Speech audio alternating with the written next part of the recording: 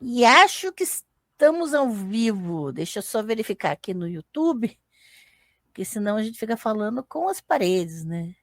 Não, estamos ao vivo. Sejam muito bem-vindos, bem-vindos e bem-vindos à nossa live de quarta-feira. E agora em dezembro a gente está fazendo 2 lives por semana. E claro que olha o presente de Natal que chegou aqui no canal. Doutora Sueli Monteiro de Matos, seja muito bem-vinda. Obrigada por ter aceitado, né, essa live aqui. Obrigada pelo tempo, pela sua dedicação. E, assim, a gente está muito feliz de estar com a doutora Suelen, porque, né, um assunto que assim, toca o meu coração, né, gente? Nós vamos falar da deusa e das mulheres em torno dela. É claro que, né, eu sou muito suspeita para falar, mas quero agradecer a presença de todos aqui. O pessoal já estava chegando, né?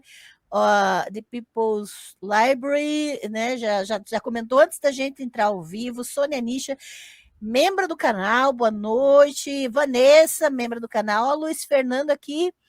Boa noite, galera. Muito ansioso por essa live, juntando duas mentes incríveis. Nossa querida Ângela e a maravilhosa Sueli Monteiro. Ah, hoje promete. Ah, que legal. Obrigada, Luiz. Obrigada. Ele falou, aliás, as Sagradas de Axerá e Javé está no topo da minha lista para novas compras. Ah, tá aqui, ó, tá na minha mão, gente. Olha que orgulho, gente. A leitura imprescindível. Amei essa leitura. Vai ter leitura aqui desse livro nas leituras da semana. Eu vou gravar. Então, toda quinta-feira tem leitura da semana. Esse aqui já está na lista também para as leituras da semana aqui do canal. Porque eu sempre leio um trechinho e recomendo a obra. Já está aqui porque eu li e amei. Mari, boa noite. Membro do canal também. Tiago Faria Mello, boa noite. E Honore Maggiore, aqui, boa noite. Meu like foi o 11º. Este tema me interessa bastante. Beleza. Muito obrigada pelas curtidas, pelos inscritos. Já deixa seu like, né? Porque a gente vai juntando likezinho assim para fazer um clube legal. Eu agradeço demais, porque essa live, como todas as lives, são patrocinadas pelo Espaço das Deusas, que é a comunidade aqui de membros do canal. Então, todos são muito bem-vindos e obrigada por estar aqui, Suelen. Olha, eu não tenho palavras, eu não sei nem como agradecer, porque eu estou explodindo de alegria de estar do seu lado aqui para te ouvir, para a gente trocar ideia e principalmente mergulhar no mundo das sacerdotisas, mulheres sacerdotisas. Suelen, seja bem-vinda, a palavra é sua. Obrigada, Ângela, obrigada pelo convite, né? Finalmente a gente conseguiu né, se encontrar e ter esse espaço. Logo, a gente até conversava um pouquinho de entrar online, né? A gente tentou escrever juntas enquanto as duas estavam no doutorado, mas assim, a vida acadêmica, a vida do pós-graduando é uma loucura que misericórdia. Bota misericórdia. Olha, mas assim, muito feliz de estar aqui, né? Boa noite a todas as pessoas que nos assistem, né? Aquelas que vão assistir depois também. É um prazer estar aqui e falar desse tema né, que mexe, trabalha muito comigo, assim, porque e aí, por mais que as pessoas falem assim, ah, tem neutralidade na pesquisa, não tem. Neutro é shampoo de bebê. É o que eu Neutro é uso. shampoo de bebê, de sabonete de bebê, porque assim, por mais que você distancie do objeto que é necessário para a pesquisa, tem algo que vai te motivar, né? E aí a pesquisa, até por pesquisar, a Xerá, ela começa no mestrado, né? Quando eu tô lá, queria fazer profecia no exílio da Babilônia, comecei com o segundo Isaías, escolhi o texto já, né, com uma orientação do Milton, né, o 43 é bonito, mas aqui você olhava o texto, para onde eu vou, para onde eu não vou? E aí a gente vai para a exegese, né, um texto que está construindo a ideia ali do Javé que está parindo, né, o cará ali, o verbo, né, o chamar, mas é o gritar pelo nome, né? E esse grito do parto, né? A nomeação na hora do parto que era feita pelas mulheres e não os homens. Era as mulheres que davam o nome para os filhos quando nasciam e ali trabalhar, mas como Javé chega nesse ponto? Aí a gente volta e começa a entender, né, esse processo de construção do monoteísmo. Não, haviam deusas, né? Havia uma deusa que era sua consorte. E aí, quando eu fui para o doutorado, eu falei, não, eu quero a Xerá, mas eu quero as mulheres que estavam lá. Porque aí, no mestrado, eu trabalhei sobre as profetisas cantoras ali, também junto com os profetas cantores do Deutero Isaías. Não é um grupo só de homens. Né, entendendo essa própria escola profética de Isaías, né? Isaías e a sua mulher profetiza. Que, infelizmente, a gente não sabe o nome, né? Porque nomear a mulher é muito trabalho, né? Nossa! Nomear a mulher na Bíblia é um negócio assim, tem que ser muito, muito para poder se registrar o nome de alguma coisa. Ela devia incomodar bastante para ter seu nomezinho ali registrado. Mais do que o povo fala muito, não escrevi o nome de Deus, não escrevi o nome de Deus, mas nome de mulher é pior do que escrever o nome de Deus. Né? Exatamente. Então, assim, a gente tem isso. E aí, quando eu volto, né, para o doutorado, eu falei, não, eu quero essas mulheres, eu falei assim, eu quero a deusa, mas eu quero essas mulheres, entender essa dinâmica enquanto elas estavam, né, no serviço sacerdotal. Será que tinham realmente? Né? E aí eu fiz a escolha por estudar, né, do ponto de vista da exegese, o texto de 2 Reis 23, de 4 a 14, né, da reestruturação religiosa de Josias. Né? E aí eu fiz a diferenciação, reestruturação e não reforma.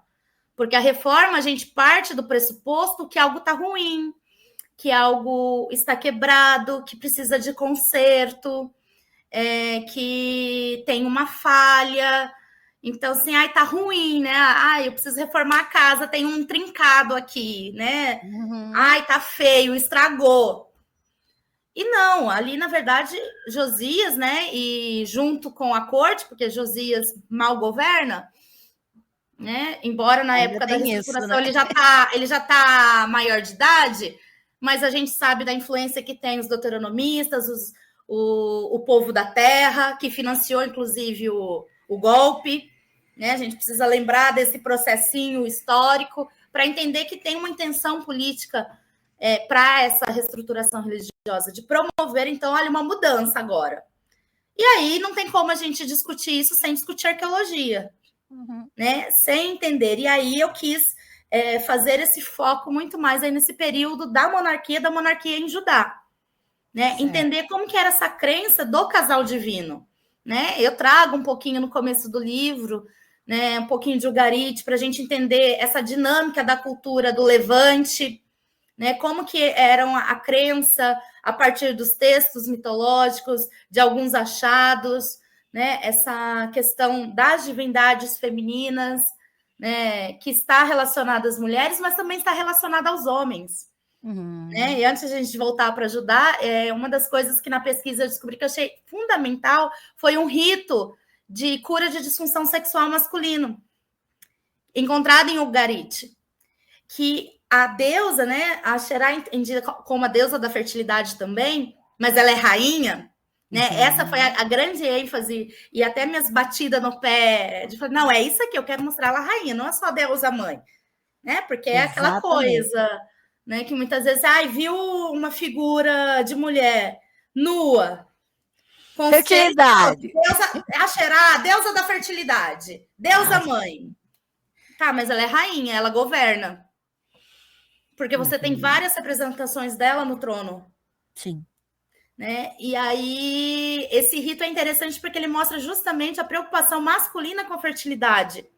Porque é o jovem com problemas de fertilidade que vai até um sacerdote, pedindo, então, né, como diz o texto, para que cure a sua vara.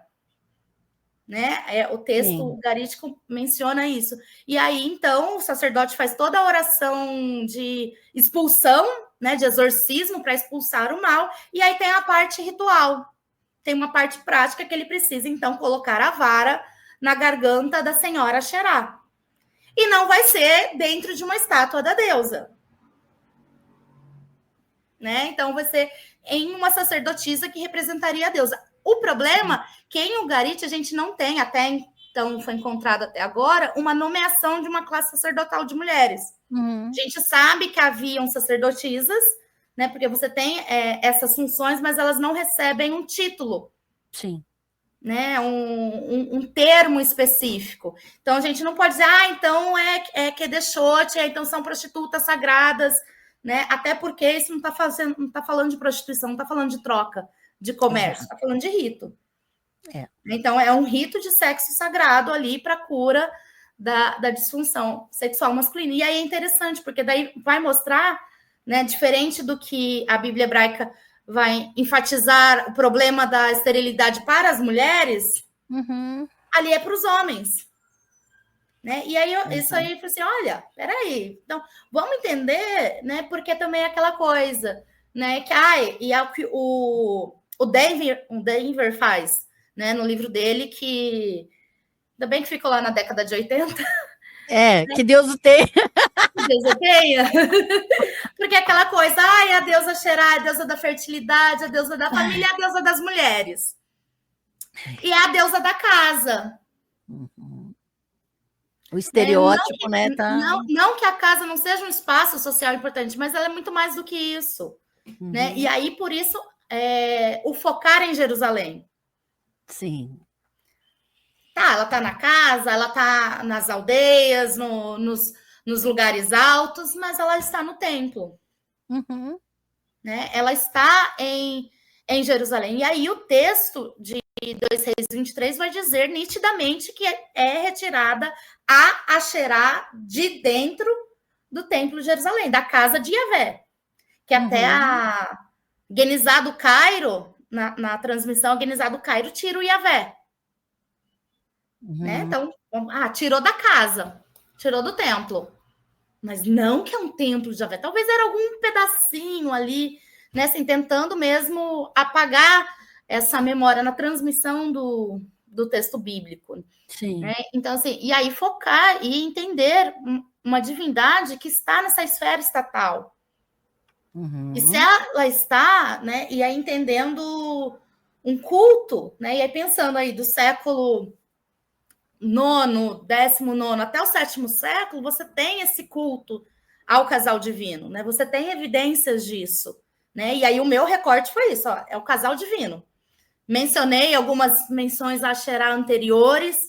Ó, gente, existia já desde o século XV, tal. Sim. A Zeca eu acho muito interessante, porque ela está no trono em Azeca.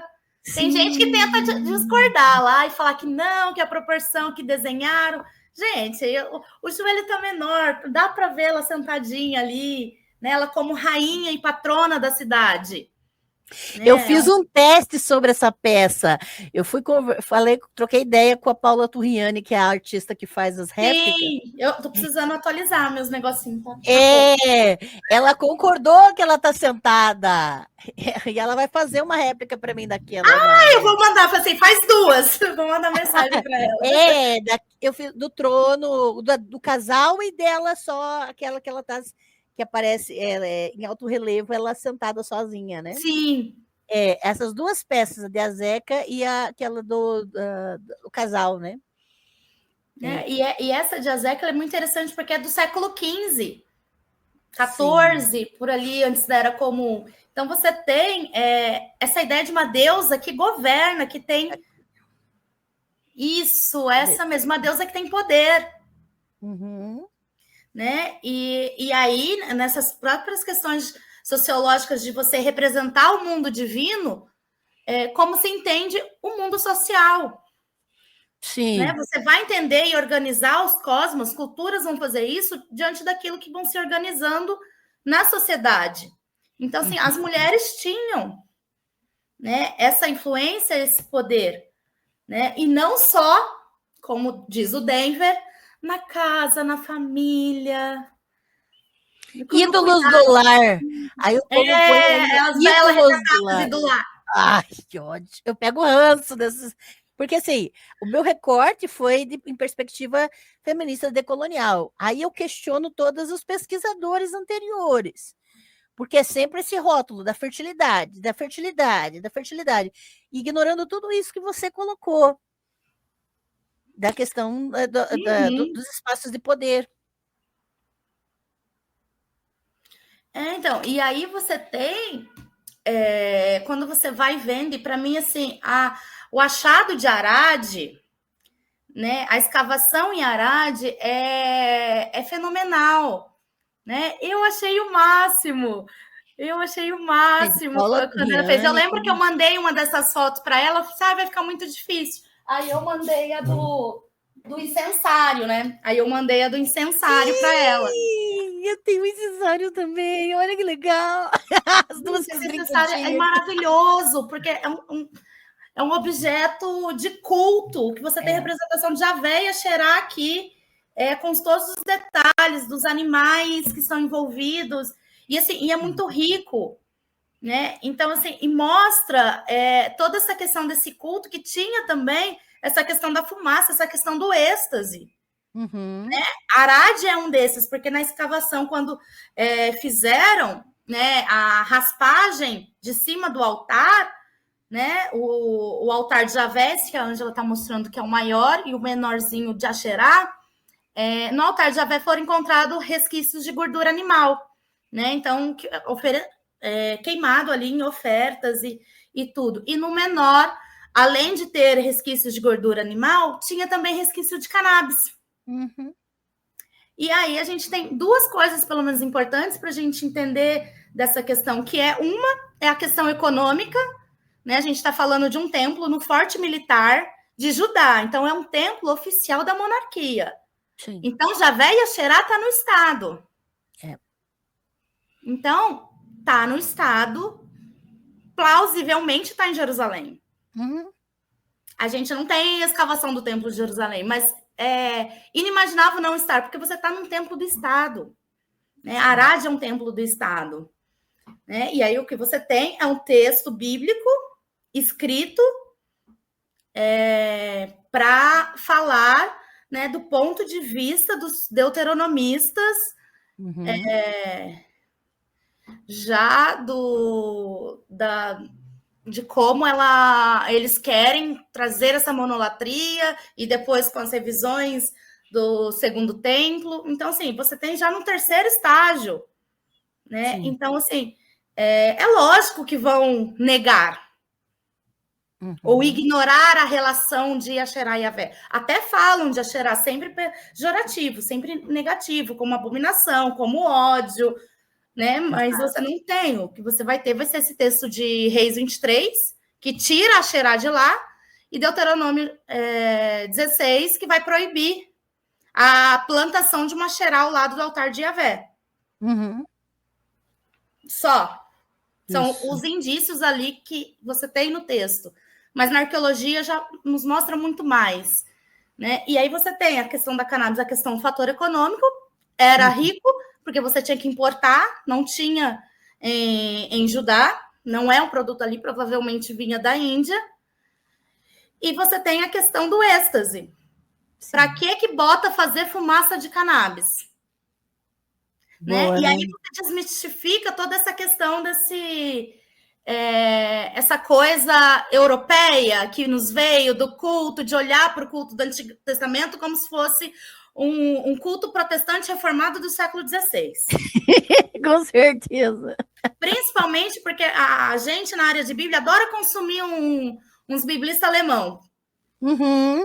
Né? Então, quer vir toda aquela coisa lá, né? E a gente precisa descolonizar o nosso olhar crítico também de entender e interpretar os textos. Né? E eu acho que essa foi uma das questões extremamente relevantes da tua pesquisa.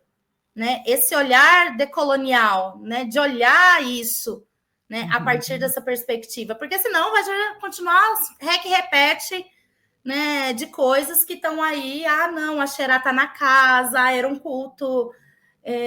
Gente, você tem descrições na Bíblia de música, de tambor, você tem imagens disso. Né? E aí, quando você pega e olha para Miriam, por exemplo, ela é uma sacerdotisa e não uma profetisa. Eu ainda vou ter tempo de pegar e escrever um artigo desse. Eu ia escrever esse ano, mas não deu. Acabei ficando nas sagradas mesmo. Mas, assim, eu chego a mencionar um pouco sobre Miriam na pesquisa, porque você tem a iconografia do Levante, aí, principalmente em tigelas de bronze encontradas na Fenícia, vários desenhos dos ritos de ofertas por sacerdotisas. E sempre a sacerdotisa está puxando, né? Ela está indo entregar a oferenda e puxando as outras mulheres, que estão acompanhadas de tambor, de lira, de instrumentos musicais, de dança. Gente, não é um negócio paradinho. O modelo de sacerdócio europeu, né? Acho que aquela Realmente, como se coisa não pudesse ter dança, não pudesse ter. que vem, aquela coisa que é o de costa para pegar um pouco antes da reforma em latim, virado para o povo. Né? Não é. Então, assim, você tem muitos elementos. E aí você tem, né? A Silvia Schorer, ela faz uma análise de toda a iconografia desse período, né? Foi a parte que eu sofri para ficar traduzindo alemão. Delícia! Foi a parte sofrida. Mas, assim, você Imagina. mostra e tem isso. E aí, quando você lê, né, a descrição de Miriam em Êxodo 15, que ela pega o tambor e sai cantando e puxando a marcha de mulheres, né? É muito mais uma assim de puxar um rito de oferta, de agradecimento, de louvor, de que seja, mas assim, ela está levando. E aí você entende melhor ainda essa figura sacerdotal de Miriam quando você lê Números 12. Porque daí ela vai questionar a exclusividade de Yahvé. Ela e Arão. O texto diz que foi ela e Arão que vão lá questionar. Mas quem fica com lepra? Ela. Quem é castigada? A contaminação vai para ela só. Só para ela. Mas aí, quando as pessoas exegetas vão querer fazer comentário desse texto, acabam sempre discutindo assim, não, mas é porque Miriam representa o profetismo. O profetismo pode caber homens e mulheres. Exato. O sacerdócio não, é só homens. Por quê? Quem disse? Por quê? Né? Por quê? Porque o texto que claramente tem um recorte de gênero, as pessoas ignoram. Né? Então, assim, e aí questões que foram levantadas. Falei, peraí, vamos olhar quem que eram essas mulheres que estavam lá no templo, que você ainda tem que discutir crítica textual para conseguir entender quem elas são. Exato. Né? Porque se a gente traduzir literalmente o hebraico ali, teceram casas. Isso. Aí alguns vão discutir, não, mas estão falando de tendas. Mas para que tecer tendas dentro do templo? E que não é tenda, é casa.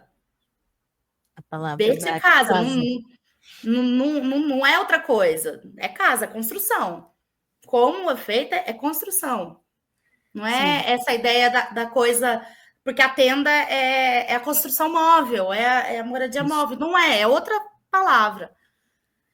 E aí você tem que discutir, né? E aí o mais próximo é que seria um termo árabe batim. Né? E aí eu falo que é um dos poucos textos que a Septuaginta tá certa. Pior que é, né? Traduz por estolas. Traduz por estolas. Né? E é um dos poucos termos assim, olha, Septuaginta, obrigada! Vocês entenderam aqui. Porque tem muitos termos, né, que a tradução, porque é uma tradução do século II. Antes da Era Comum. Então ela já está com um judaísmo monoteísta muito enraizado para fazer a tradução. Sim. Então, assim, e aí você vai ter o problema de traduzir Kedeshot por porneia em alguns textos. Exatamente. Né? E aí você já vira aquela associação com prostituição sagrada e já vira um negócio todo. Me dá 10 tipos de arrepio quando eu vejo esse negócio de prostituição, sabe? Nossa, e assim, aí você vai ler, as traduções permanecem com isso. As traduções continuam falando prostitutas cultuais, prostitutas sagradas, né? As traduções continuam lá com poste ídolo, poste sagrado, né? E aí você tem o próprio problema, né, dessa masculinização de Asherá. nos textos tardios, que é justamente para que essa ideia de um objeto sagrado permaneça e não de uma deusa. Os Acherim, né? Sim. Né? Que aí ali no versículo 14 você fala da deusa, propriamente dita no verso 7, que tirou a deusa de dentro do templo. Aí no verso 14 cortou os Acherins. Sim, é verdade, tá exatamente né? Então, assim, você tem ali duas camadas, né? Que é o que eu defendi na tese. Você tem duas camadas de textos, né? Uma realmente ali desse período de Josias, de que realmente aconteceu essa reestruturação religiosa, porque a partir do 7º século você não tem mais evidências do casal, você continua tendo evidências de Axerá, mas não mais do casal. Então, assim, o divórcio, de certa forma, aconteceu.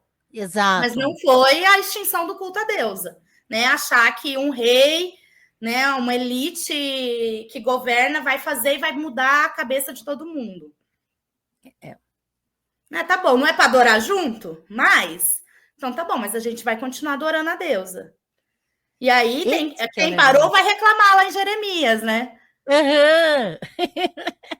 Como assim? A gente está na guerra porque a gente parou de fazer bolo para a rainha dos céus. A gente veio parar aqui no Egito, a gente teve que fugir porque a gente parou. Né? Não então, é no que funciona, o culto que funciona, para eles estava funcionando. Eles disseram, a gente parou de adorar a Deus, agora está morrendo de fome, agora está passando necessidade. Como os deuteronomistas vão explicar o exílio por conta da culpa, do pecado, do não sei o que lá, para o povo que está no Egito, a explicação teológica deve ser, a gente parou de adorar Xerá. Né? Que é as formas que as pessoas vão entendendo, né, nessa cosmovisão de teologizar os acontecimentos históricos. Né? Como Babilônia fazia, como a Síria fazia, como os outros povos faziam, porque muitas vezes, né, as discussões acabam ficando assim, é só Israel que fazia essa questão de botar a divindade no meio. Não. Todo mundo fazia. Todo mundo fazia, porque você joga nas costas da divindade e legitima as atrocidades que você quiser. Seja em Israel, seja no Egito, na Babilônia, até na hoje. Síria, e até hoje. E até hoje a gente vê as presepadas para dizer, no mínimo, né, do que acontece colocando as coisas nas costas de Deus, de outras divindades e tudo mais. Né? Então, assim, é muito doido como você vê o negócio que você tem evidências materiais mostrando esse culto, né, com esse serviço de mulheres, e aí o texto bíblico assim, não põe uma correná, né? Só tem corrém. E aí você vê em todo o Levante, tem vários textos, inscrições falando de correnate, né? Porque nos outros, né, você tem ali o tezinho, né, que era indicativo do feminino, então correnate. Né? Você tem isso na Fenícia, a mãe do... Ai, gente, esqueci o nome do rei. O nome dela era Amo Astarte, né? Que provavelmente era uma sacerdotisa de Astarte. Né? E ela era chamada de correnate. Né? Na inscrição do túmulo do seu filho, tá lá. Falando que era filho de Amo Astarte, correnate de Astarte. E tá lá, né? Dizendo que era sacerdotisa. Né? E essas figuras... de rainhas enquanto sacerdotisas, né? A Susan Arkman trabalha muito disso. Eu usei um pouco do trabalho dela também, né? Para pensar Jezabel, pensar a Thalia, né? Pensar também a Maca, né? Que é destituída de rainha-mãe, né? A avó de Asa destituída de rainha-mãe, porque construiu uma imagem para Xerá. Então, assim, essa figura dessas mulheres também, né? Entendendo que você está ali. Você tem um casal divino, né, que governa o cosmos. E a terracota de Talbert Mircin, ela é ótima, maravilhosa por isso, porque você tem um trono. Exato. Um trono que está os dois sentados no mesmo nível. Javé mais central, mas está no mesmo nível. Né? Vocês observarem ali, os dois no trono. E esse é um achado do final do século VIII, início do VII. E é em Judá, ao sul de Jerusalém. Então, assim, está muito próximo desse período de Josias. e mostrando, né, essa crença nessa ideia dessa partilha de poder, né? A gente não pode cometer o equívoco de querer jogar lá, olha, existia equidade de gênero. Não, aí não dá, né? Sonho, né? Essa Sonho. é uma utopia que a gente segue aí e vai seguir por uns bons séculos para frente. Com certeza. Queria dizer anos, mas eu acho que são séculos. Queria dizer anos, queria ser mais esperançosa. Queria ser mais esperançosa, mas diante do Brasil 2024 que a gente vive, sem condições. Acho que tem mais uns séculos aí. Mas você tinha uma partilha de poder. Você tinha essa questão dessa influência, dessa ação de homens e mulheres na vida pública também. Porque a gente está falando de Templo de Jerusalém. Exato. Né? E aí a gente está falando de uma sociedade que não tem divisão de templo e monarquia. Então, quem está no templo tem a influência política também. Tem a influência social também. Então, se você tem sacerdotes e sacerdotisas, então você tem homens e mulheres ali influenciando no governo da monarquia, nas decisões, porque templo e monarquia não separa. É toda uma elite, né? Sim, né? E aí até foi uma pergunta, né, da Mercedes Bachmann, na minha qualificação ainda, né? E ela falando dessa questão desse recorte social. Eu falei, não, eu sei que são mulheres ricas. Mas a minha questão é assim, há mulheres lá. Exatamente. Né? A gente precisa entender que né, as pessoas que iam para a vida sacerdotal geralmente eram já de famílias, já pertencentes à elite. Né? Em Israel e Judá, a gente não tem muitos detalhes. Né? Na Mesopotâmia, na Suméria, você tem que crianças poderiam ser doadas ao templo. Sim. Né? E aí elas eram doadas para serem cadisto, né? Que é o similar a Kedeshot no hebraico, só que cadisto no acadiano. E aí você tem, mas lá você tem 1000 anos de evidências pessoais, né, gente? Que não é um texto religioso com viés, né? Todo Javé é o único Deus e é isso que importa. Porque é isso, eu lembro de uma palestra do Emanuel Tove, quando ele veio aqui na Universidade Metodista para falar sobre a crítica textual da Bíblia hebraica e tudo mais. Eu falei assim, olha, gente, ler a Bíblia hebraica como ela está, sem fazer nenhuma crítica, ela vai te levar a acreditar que Yahvé é o único Deus. Porque é isso. É esse o objetivo dela. Do começo ao fim, é levar você a crer que Yahvé é o único Deus, porque esse foi o objetivo dessa redação final. Então, é preciso a gente estudar, entender o processo de transmissão do texto, de fazer análise e tudo mais. Então, assim, ter cuidados com as leituras sincrônicas, porque ela vai te levar a isso. O objetivo é esse. É um viés. Sim, né? Você resume lá depois de várias e várias mãos, de várias camadas, né? O objetivo é esse, é chegar no fim, você terminou de ler, nossa, Javé é o único Deus. Não tinha Deus, era um pedaço de madeira no templo. Era os axerins que tinham lá. O que é axerá? Eu lembro que logo quando eu comecei a divulgação do livro, teve gente que veio comentar num dos vídeos no Instagram falando, né, justamente que porque eu estava passando vergonha no meio do povo judeu, porque não tinha axerá na Bíblia, que eu não sabia hebraico, que isso não estava na Bíblia. Eu olhei e falei, não vou responder não, vai, dá engajamento para mim. Gente, vamos voltar e ler o hebraico ali, entender. Eu entendo traduções até o final do século XVIII, XIX, que você ainda não tinha as descobertas arqueológicas, você tem essa dificuldade de traduzir o termo porque a memória foi apagada. Exato. Agora, a partir das descobertas do último século, aí, pera lá, né? Vamos... Aí eu tenho gosto de usar aquele termo que os teólogos gostam de usar, são indesculpáveis. Exato.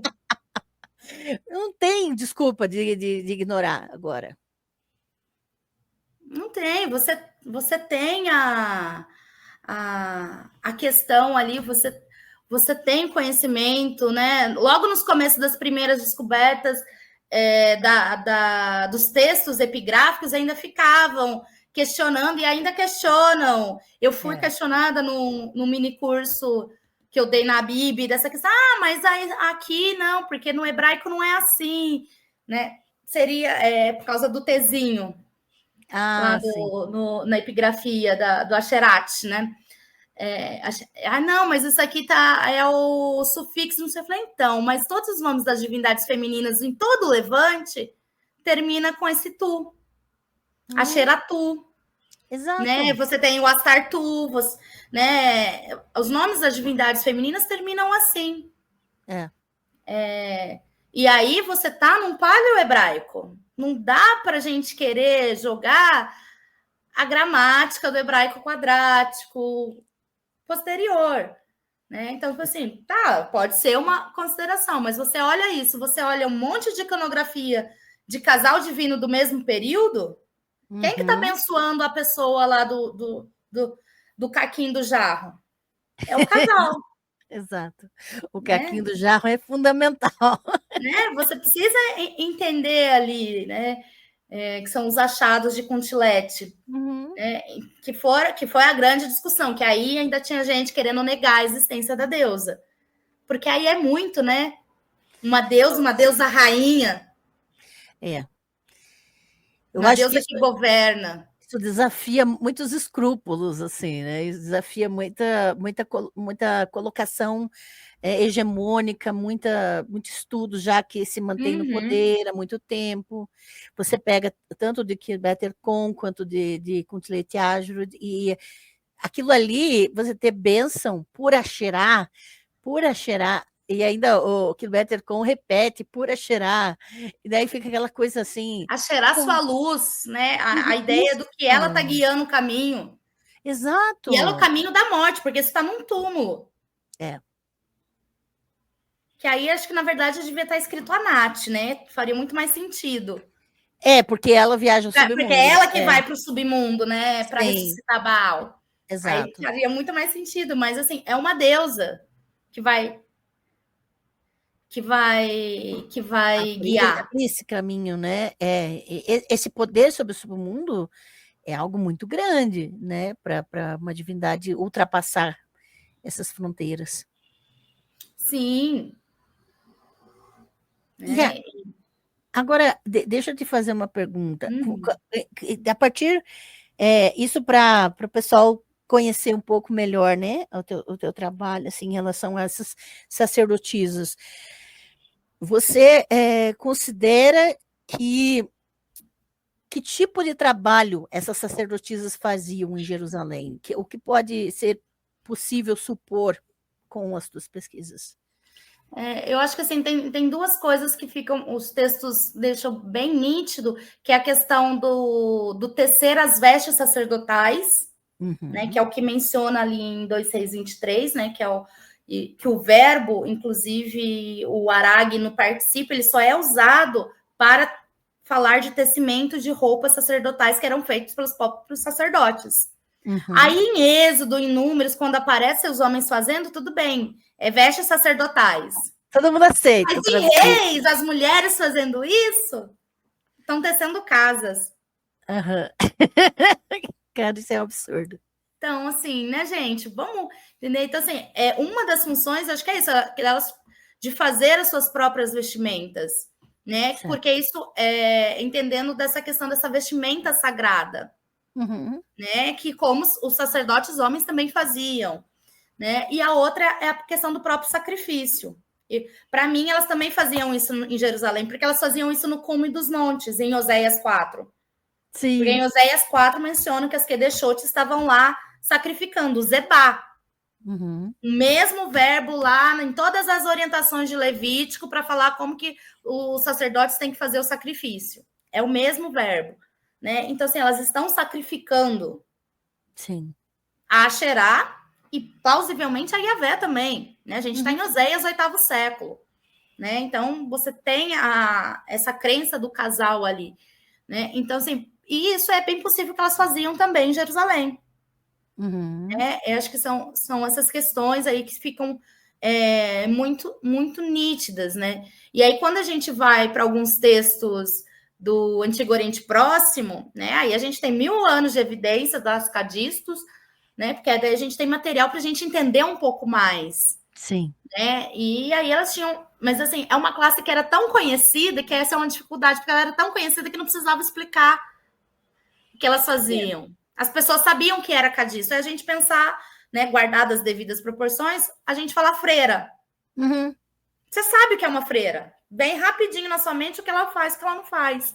Então, você tem, assim, regulamentações, cartas, correspondência. E aí, no período, né, o assírio, você tem alguns rituais descrevendo o que elas faziam, né? Que elas participavam dos rituais, de oferendas, e aí ajuda-nos a reforçar a ideia de que elas estavam também no sacrifício, né? Que elas também sacrificavam nas ofertas, né? E também em ritos de expulsão demoníaca. Né? Isso tá. Eu lembro que quando eu li, eu achei muito legal, porque assim, era quase uma descrição de um rito de Supernatural. Porque que tinha máximo. que botar... eu achei demais, porque eu olhei e falei assim, gente, aí, olha de onde eles tiraram. As duas fãs de Supernatural vibram. Eu tô ansiosíssima que eu vou abraçar o Micho amanhã. Ô, menina! Tô ansiosíssima. Né? Porque assim, você tem a descrição que tem que colocar sal num círculo para fazer a oração e tudo mais. Então, assim, na hora que eu li isso, eu falei, gente, ele é Supernatural aqui. Eu achei demais. E até um dos professores da minha banca anotou isso também. Ele falou assim, olha, eu lembrei de Supernatural aqui. Que massa! É muito legal, porque você percebe, então, assim, eram ritos, né, dos mais diversos possíveis.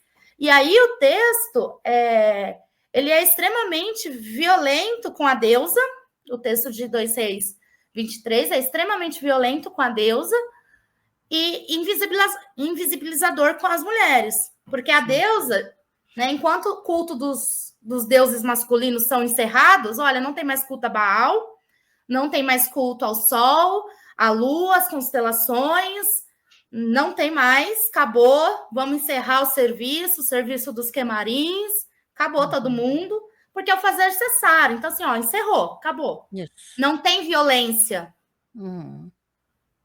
Agora, a deusa, ela é retirada, queimada e pulverizada no piel. Né? Então, assim, para quem não sabe hebraico, piel é um intensivo, então é com muito mais força, muito mais violência. Né? Então, assim, ela é pulverizada nessa ideia do transformar o pó da cinza em pó do pó. Nesse sentido, assim, e ainda espalhar sobre os túmulos, para que assim, realmente desapareça qualquer memória. E aí chega no versículo 14, ela nem deusa é, porque ela é masculinizada. Vou cortar os axerins. Sim. Né? Então, assim, olha, não tinha Deus, era um pedaço de madeira que estava lá no templo. E é essa a interpretação bíblica que se tem, majoritariamente até hoje. E aí, quando você vai olhar para os oficiais litúrgicos, todos os homens são nomeados, inclusive aqueles que eram estrangeiros, que são os queimarins, né? Que são sacerdotes de divindades astrais, provavelmente de origem assíria. Eles são nomeados com seu título sacerdotal. As mulheres teciam casas.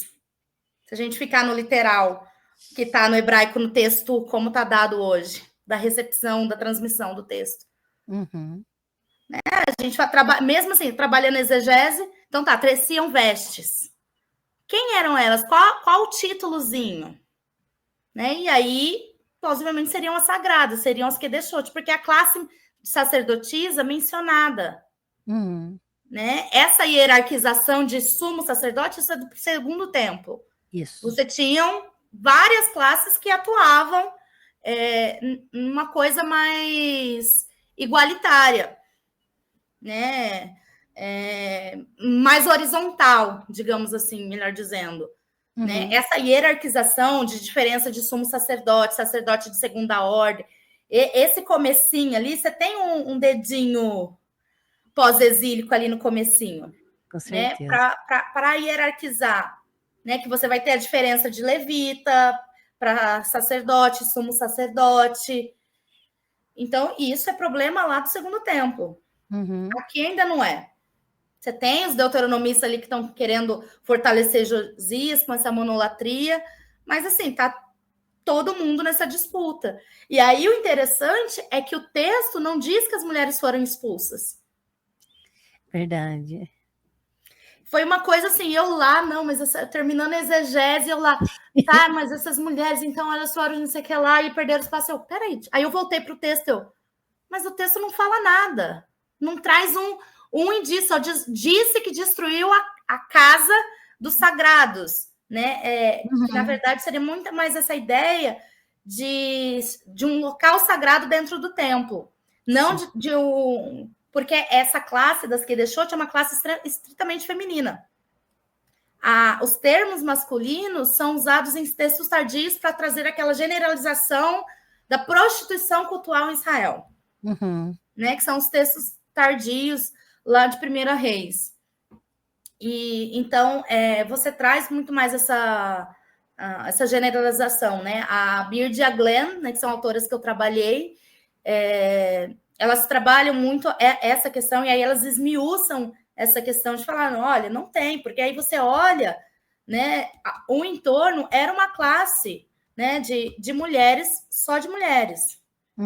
Né? Porque aí você vai ter o texto lá de Oséias, que para mim é um dos textos mais antigos, o texto de Tamar, né? Que aí você tem a questão do Judá achar que ela era uma zoná.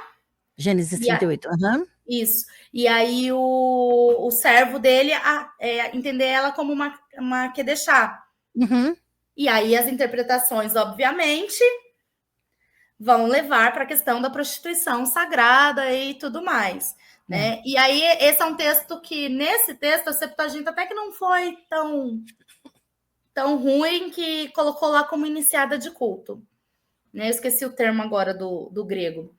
Mas você já vai trazendo essa vertente, assim, né? Então, assim, essas mulheres invisibilizadas e não nomeadas eram sagradas, né? Era uma classe sacerdotal.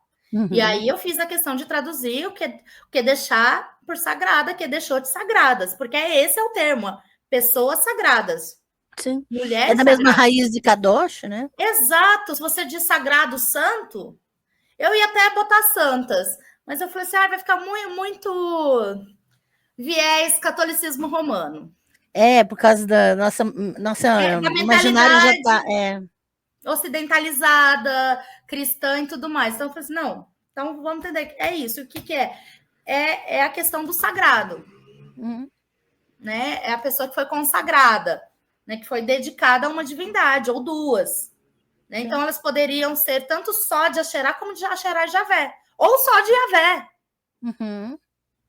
Né? E aí até a Silvia Schorer, ela fala disso, não dá para dizer que as mulheres serviam só a deusas e os homens só deuses masculinos, né? E nem que as sacerdotisas seriam só de Asherá ou só de Yavé, poderiam ser também de Yavé ou só de Yavé, né? A gente não tem, e ali plausivelmente seria do casal, porque a gente está em Jerusalém.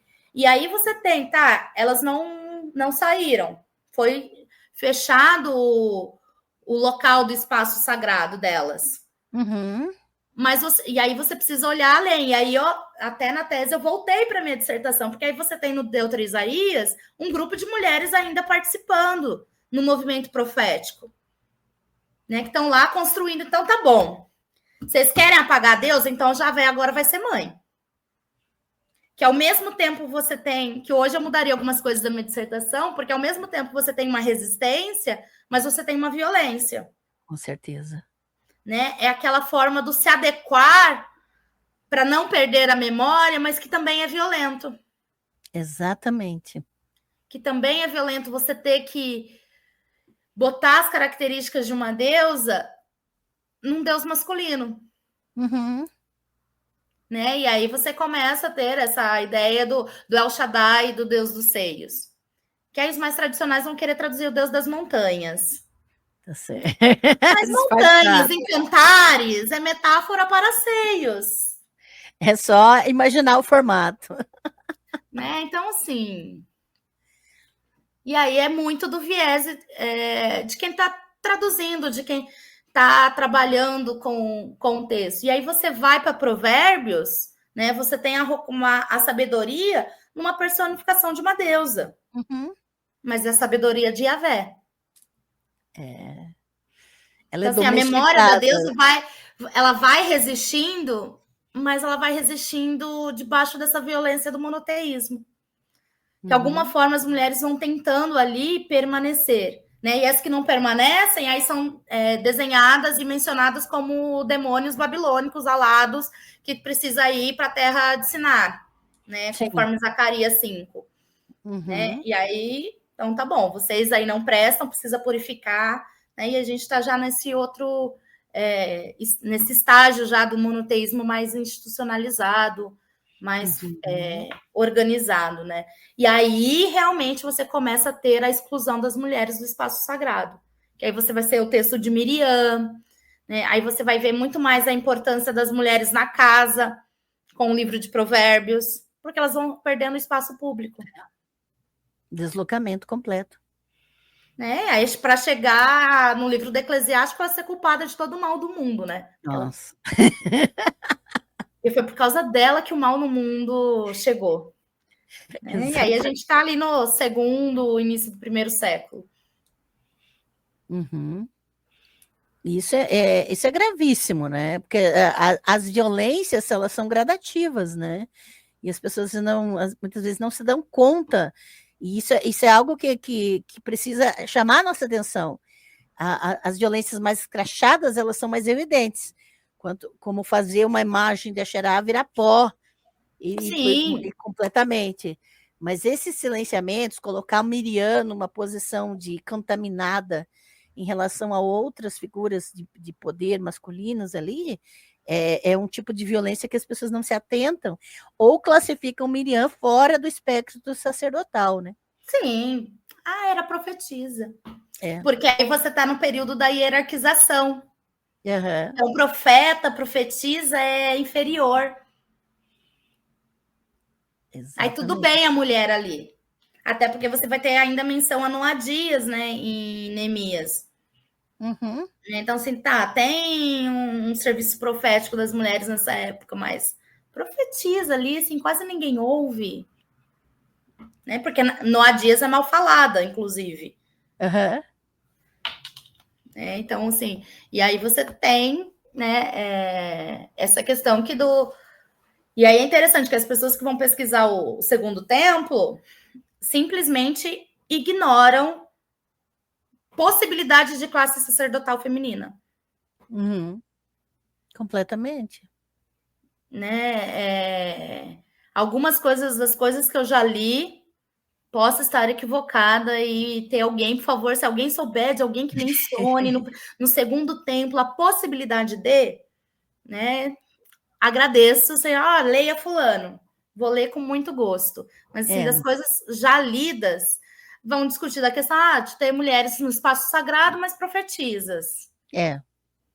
Nunca vi também. A Florips, ela fez a dissertação dela de mestrado aqui na Metodista sobre Miriam. Né? Então, ela discute, né? Ela vai falar, ela comenta, né? Porque ela fez esse texto de Números 12. Então, ela fala dessa possibilidade de ser sacerdotisa, mas ela ainda fica mais naquela coisa no espaço sagrado. A gente precisa aprender a nomear. Olha, eram sacerdotisas. Sim. Né? Então, porque a gente precisa reconhecer, porque a gente foi... a história das mulheres é muito invisibilizada, e é invisibilizada até hoje. Sim. Né? Então, assim, trazer a voz, né? E aí por isso que eu trabalhei com essa dinâmica de discutir texto e arqueologia, trabalhei tanto com o Riquer quanto com a Fiorenza, né? Porque assim, não dava para ficar só com o Riquer da política de memória, precisava da questão de gênero ali. Sim. Né? Porque é isso, entender dessa narrativa seletiva, dessa manipulação da memória para fortalecimento da identidade. Né? E muitas vezes o uso da violência para isso. E aí, se você termina de ler o texto de 2:6-23, Josias é o rei. Para os deuteronomistas, para os livros dos reis, Josias é melhor que Davi. No entanto, que todos os podres lá de Davi tá lá. Não interessa, mas Josias é o único que serviu de todo o teu coração, de toda a tua alma, de todo o teu entendimento. Já para o cronista, aí Ezequias, Davi é o cara, né? Mas a gente está em outro tempo. Mas ali, né? E se você vai terminar, você tem toda essa violência e aí termina com o quê? Com a celebração da Páscoa. Continuar os versículos depois do verso 14. Uhum. Aí você vai para Betel e aí você tem toda uma narrativa de destruição tal que não aconteceu, mas narrativamente você tem ali para fortalecer essa ideia de um reino e de Judá superior e Josias, o único rei, de um único lugar, Jerusalém, de um único reino, Judá. E aí depois celebra a Páscoa. E aí o Riqueiro vai falar disso, né? Dessa celebração para fortalecer essa identidade, mesmo a partir de questões violentas. Porque é quem está contando a história, quem tem o poder e quer mantê-lo. Uhum. Uma legitimação. Exato. E aí, quando você olha toda essa questão, você nitidamente você percebe a questão de gênero, né? Como comentei da questão das divindades, da questão dos sacerdotes masculinos, das sacerdotisas, né? Você tem essas diferenças. Sim. Não dá para não falar disso e não questionar o porquê que essas mulheres são invisibilizadas e não trazer a memória, não trazer a relembrança. Né, de entender que as mulheres ocupam os espaços que elas quiserem. Sim. Lá e cá. Lá elas ocupavam, elas tinham esse espaço público, esse espaço de poder. Né? E aí isso não tem como muito fugir, né, das questões pessoais que motivam. Uhum. Né? Para começar de ser mulher, né? Pesquisadora na área de religião ainda, professora, e aí pastora. Que vira e mexe ficam querendo dizer que a gente não pode falar, não pode pregar, etc e tal. Então, pera lá. Né? Então, assim, e aí meu interesse era mesmo, assim, eu quero trazer mais a Xerá, entender a Xerá nesse tempo. Uhum. Né? E aí você quer ir pro mundo. Meu primeiro capítulo eu queria fazer 300.000 coisas. Aí você, opa, vamos focar aqui. A minha dificuldade foi essa. Vamos focar aqui, vamos delimitar do período da monarquia em Judá. Até mencionei o de Tanak, né? O incensário é de Tanak, então Israel Norte, mas porque ele era muito bonito para não ser mencionado. Aí, mas depois eu falei assim: olha, o foco é Judá. Sim. Porque eu estava falando de Jerusalém. Né? E de entender essa importância política de Jerusalém. Uhum. E aí a importância das mulheres nesse local. Né? E aí a gente olhar para o nosso congresso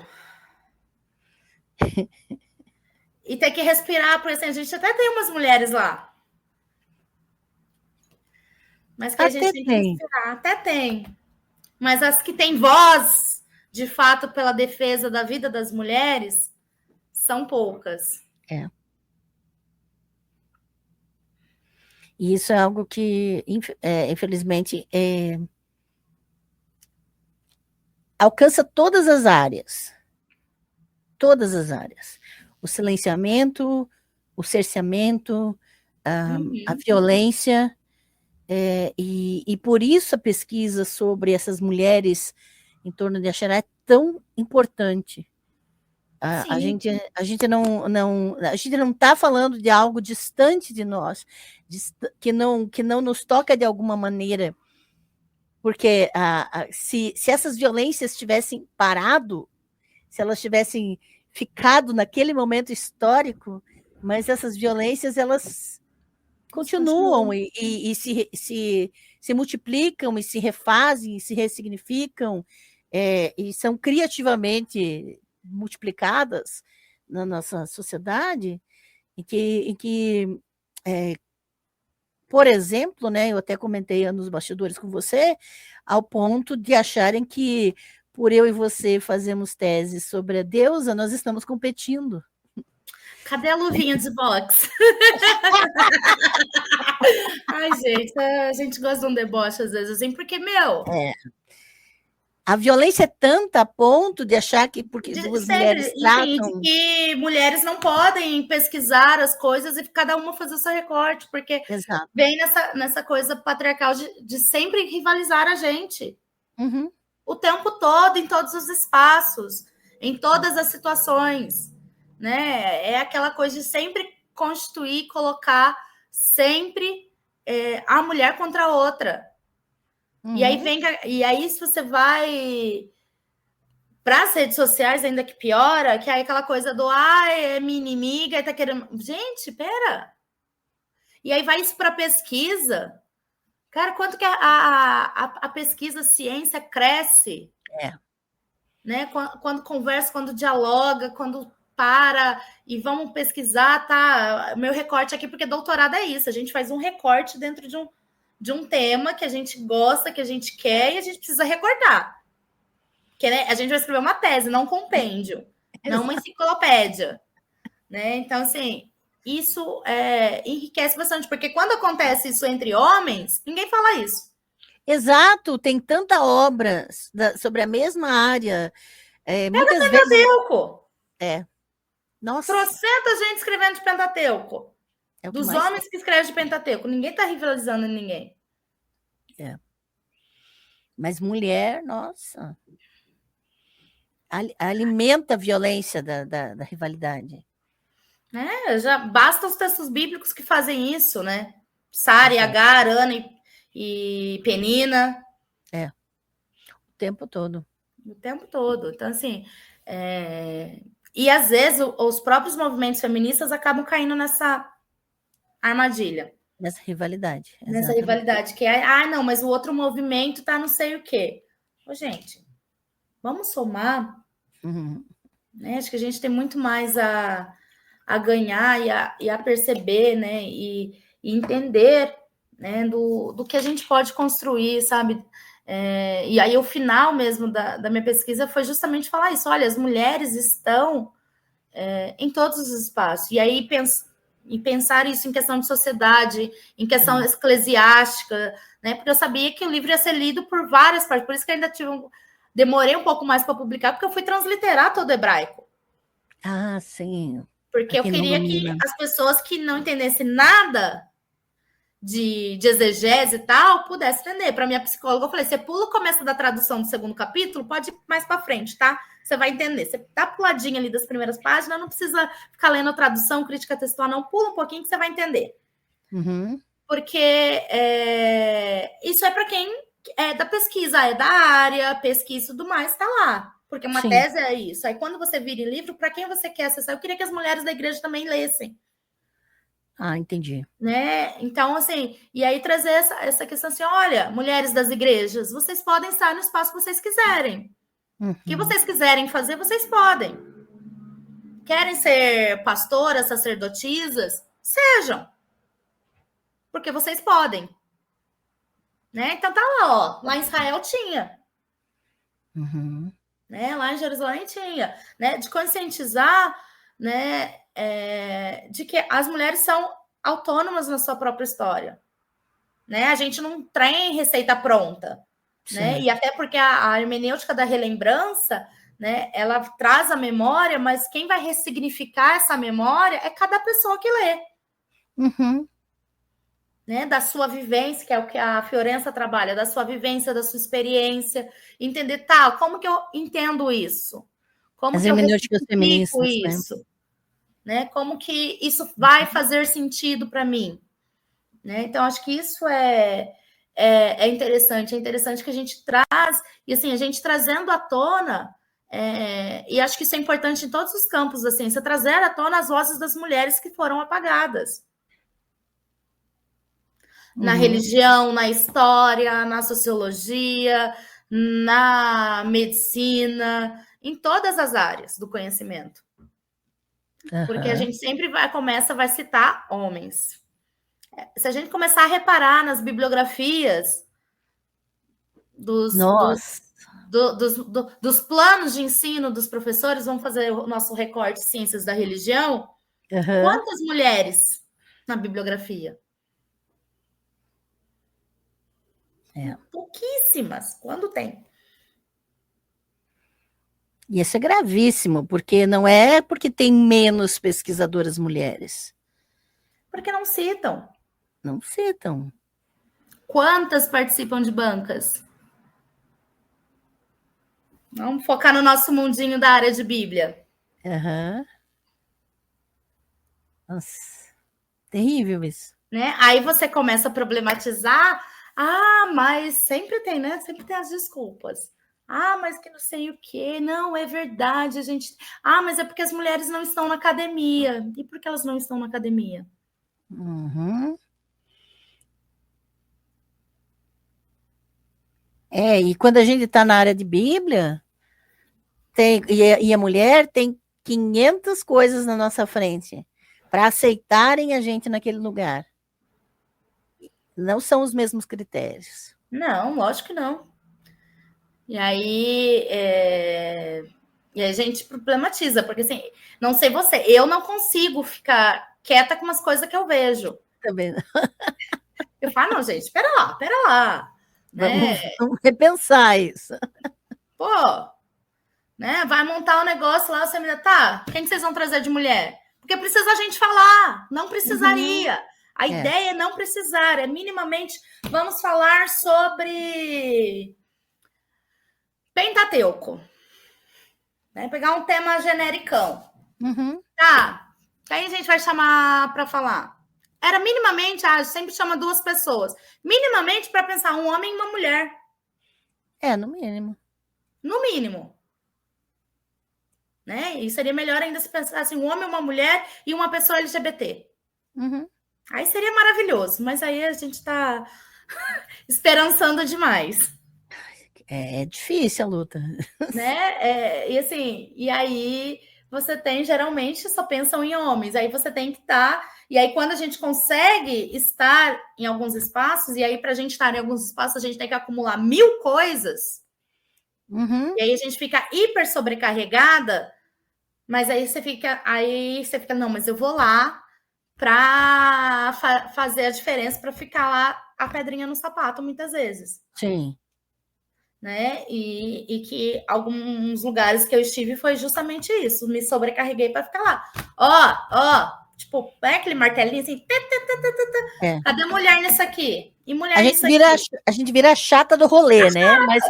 Mas é assim mesmo. Se a gente não botar a boca no mundo, não Não vira. vai continuar porque a manutenção do poder está confortável para os homens, de modo geral. Então está confortável você continuar lendo a história da religião de Israel e Judá e ver os sacerdotes levitas. Tá, tinha a deusa lá, Xerá, mas era a deusa das mulheres, da casa, popular. Tá, ela era popular, mas ela era estatal. Ela era patrona do reino, junto com Yahvé. Até do 10º ao 7º século, que é o período da monarquia, que você tem as evidências de casal divino. Uhum. Né? Então, assim, você tem ali, esse período é o casal. Sim. Aí depois aí tem o divórcio e a Xerá que se vire. Exatamente. Na verdade. Com certeza. A libertação, o livramento. Um livramento para Xerá. Não do ponto de vista literário, né? Porque daí ela foi expulsa e tudo mais. Mas o livramento foi ele se livrar de Javé. Essa foi ótima. Adorei. Bom, vamos ver os comentários, se tem perguntas, que aí a gente já vai encaminhando. Cláudia Antonieta, boa noite. Ailson Paganos, maravilhosas e inteligentes. Mike Polveri, salve. Gabriela Dorce, membro do canal. Lucas, o importante é que chegou, né? Isso que é importante. O pessoal, Baltazar chegou também. Gabriela, eu creio que você não perdeu muito, não, né? Porque você chegou um pouco depois só das 7. Tranquila, viu? Maria Helena, boa noite, comunidade. Saudações terráqueas, Raquel maravilhosa. Esse povo que é tudo da casa. Baltazar falou, professora. Essa pergunta ele falou nada a ver com o assunto. Minha esposa sempre assiste comigo e perguntou se a senhora tem algum vídeo sobre religiões celtas. Desculpe interromper com um assunto aleatório. Nós vamos fazer live sobre isso ano que vem, tá? Não se preocupe, já está na lista, porque tem muitos pedidos aqui. E eu quero trazer pesquisadoras também nessa área, porque tem muita gente boa falando sobre isso. O Luiz Fernando queria um incensário igual ao nosso. É só mandar fazer com a Paula Turriani. Faz tudo, faz réplicas. Paula maravilhosa. Paula Turriani, gente, tá lá no Instagram, tá? Entre em contato com ela direto pelo Instagram, que ela faz qualquer réplica para vocês. Nossa, ela é realizadora de sonhos, né? Tatiane, boa noite. Bolo com café, boa noite, doutora Ângela, boa noite, professora Suelen. Só beleza. Olha o Tiago Wagner, seja muito bem-vindo ao Espaço das Deusas, novo membro do canal, obrigada pela inscrição. Só lembrando, gente, um recadinho rápido. Todos os membros do canal precisam me enviar um e-mail com seu nome completo e endereço dos correios, porque tem pacotinho para os membros. Eu mando pelo correio um pacotinho. Está aqui na tela meu e-mail, tá? Membros do canal, não me esqueçam, manda um e-mail com seu nome completo e endereço dos correios, porque eu não tenho acesso ao e-mail dos membros, tá, gente? Por isso que eu preciso que vocês me escrevam. E aí eu posto o seu pacotinho, tá bem? Boa noite, Rui. Rui, aqui, ó. Moacir Malta. Boa noite, Ângela e Suelen. As sacerdotisas eram combatidas e tinham preconceito a partir de que época?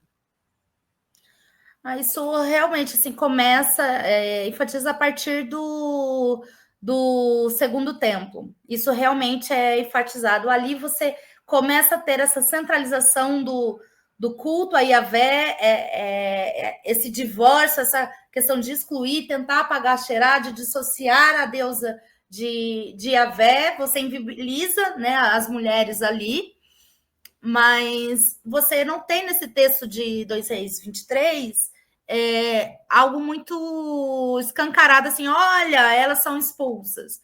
Não, você tem a destruição de onde elas trabalhavam, como que elas readaptaram, né? A gente não tem muito nisso, né? Mas aí no Segundo Templo, né? Então, a partir pelo menos de 520, antes da Era Comum, aí você começa a ter os problemas realmente de disputa de poder, porque não tem mais rei, né? Quem manda é o Império Persa, mas o Império Persa vai lá e coloca um sacerdote para comandar a satrapia.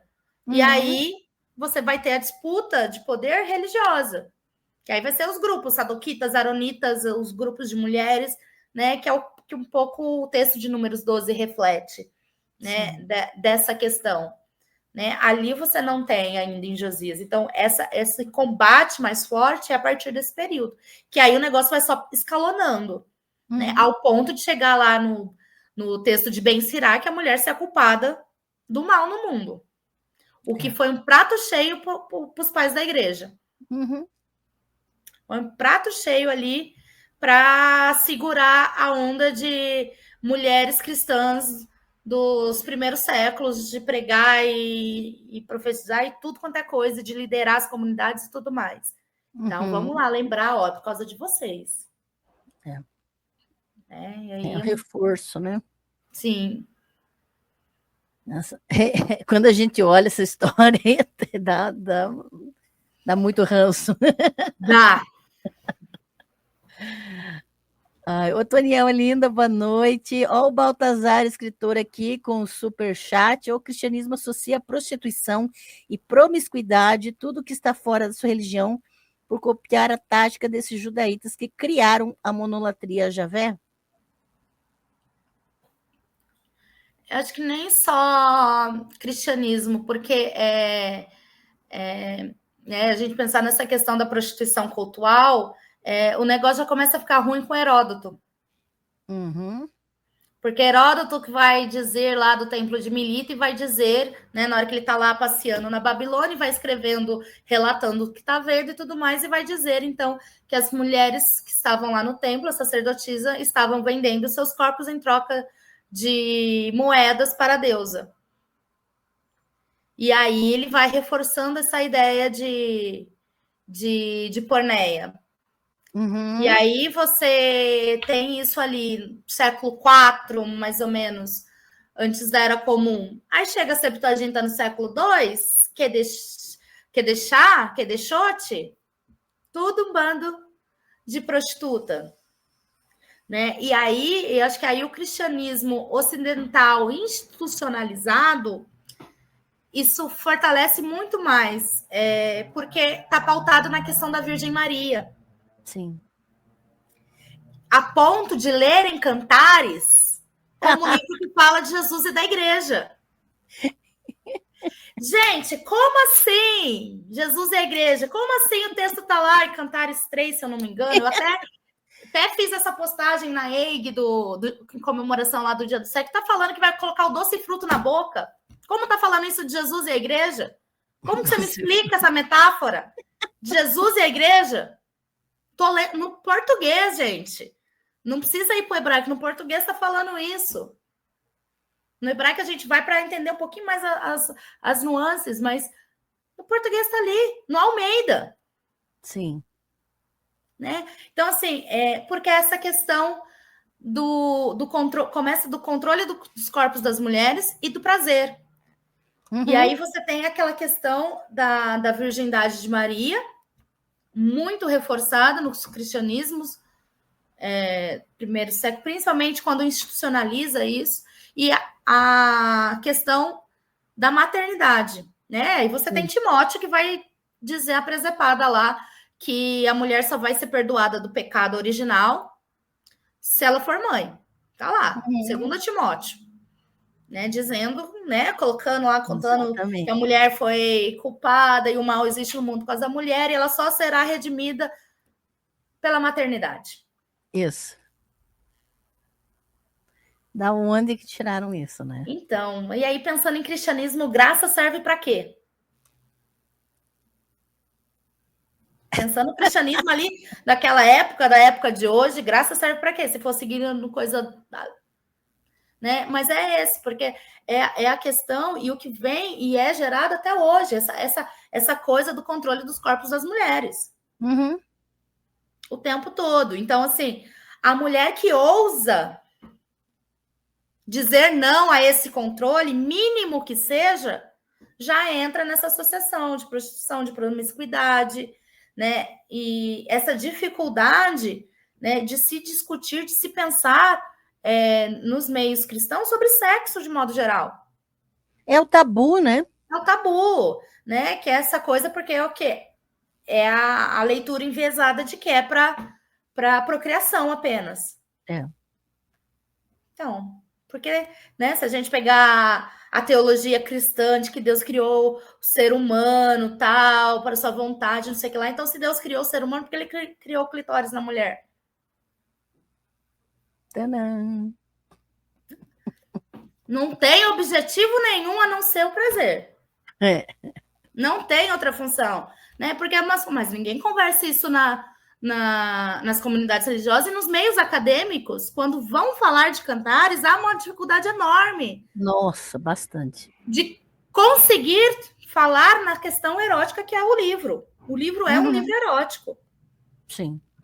Né? Então, assim, porque é esse tabu, essa questão toda do pensar, e aí você começou a pensar muito, ou envolveu qualquer questão que pode aludir a certa promiscuidade.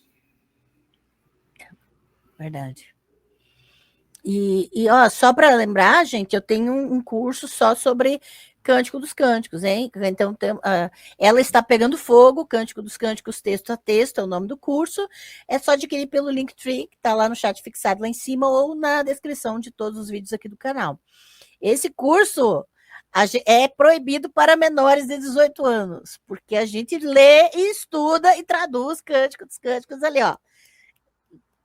Palavra por palavra. E aí a gente vê que é impossível botar Jesus e a igreja ali, porque, né, fica um pouco feio para os teólogos. É complicado essas metáforas aí. Não vai caber muito não, tá? Só para dizer. O Marcos e a Mari estavam falando aqui se foi liberado anúncios aqui. Não libero, gente. O que pode ter acontecido é que eu tive que reconfigurar aqui o StreamYard e o YouTube deve ter atualizado alguma coisa, mas eu vou verificar isso porque eu não libero anúncios no meio das lives, não, tá, gente? Desculpa se aconteceu isso. O pessoal está falando que aconteceu. Me perdoem, eu vou verificar isso porque eu não. É um saco isso, né? Ui, vamos combinar. Desculpa o transtorno aí, gente. Mas pode deixar que eu vou verificar, tá bem? Luiz Fernando, professor, esse processo de invisibilização das sacerdotisas é próprio do processo de monolatrização da religião de Israel ou o papel delas nas religiões politeístas do Antigo Oriente Próximo também era secundário? Não, é justamente nesse processo da monolatria e depois para o monoteísmo, né? Esse processo vai invisibilizando, porque as mulheres vão perdendo espaço, as deusas vão perdendo espaço. E aí você tem esse caminho de invisibilização e aí a negação do espaço sagrado, como vai ter lá com Miriam, por exemplo. Né? Já quando você olha para o Antigo Oriente Próximo, você tem um processo meio parecido, porque você vai ter Inanna, por exemplo, na Suméria, que é a deusa de todas as coisas, aí depois ela vai precisar casar, aí depois vai vir Marduk, e ela já não é tão importante assim, né? Aí você vem na Bonido, ele coloca o Deus Sim,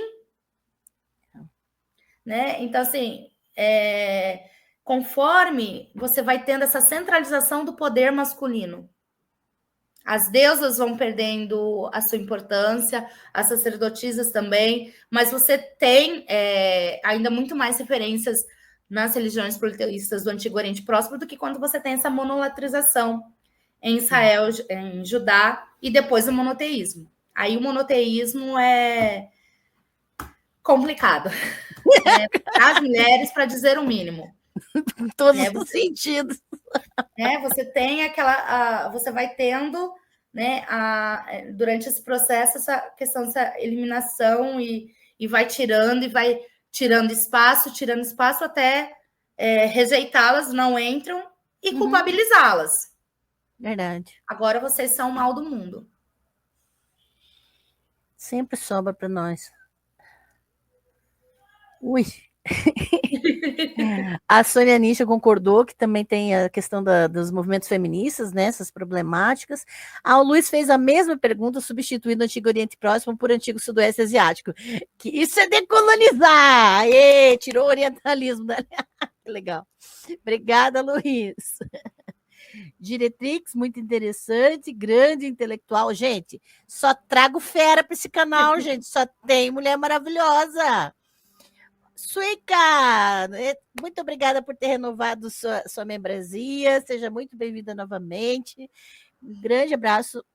Olha só quem mais aqui. Neuza Castanho, boa noite. Mara Regina, muito interessante. Neuza Castanho, duas mulheres super crânio maravilhosas. Obrigada. Obrigada. Pessoal, muito maravilhosas. A Suica, oi, professora. Oi, Suelen.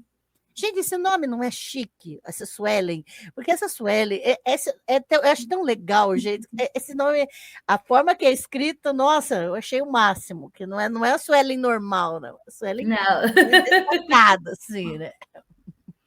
Anticlímax, estamos aí também. Boa noite, professora. Já vi a professora Suelen também lá na Juliana Cavalcante, sempre maravilhosa. E quanto ao termo de prostituição sagrada, ambas as professoras estão de acordo sobre? Acho que sim. Esquece aí. Eu gosto muito do livro da Stephanie Budding, que ela trabalha sobre o mito da prostituição sagrada. É genial. Né? É genial porque é isso, porque enraizou, né, nessa questão enviesada, dessa interpretação que junta Heródoto, junta a Septuaginta, junta a interpretação bíblica cristã, e isso ficou. Então, você já vai olhar para o próprio termo que é sagrada. Exato, não tem como traduzir Kedeshá, que vem da raiz kadosh, santo, para prostituta, gente.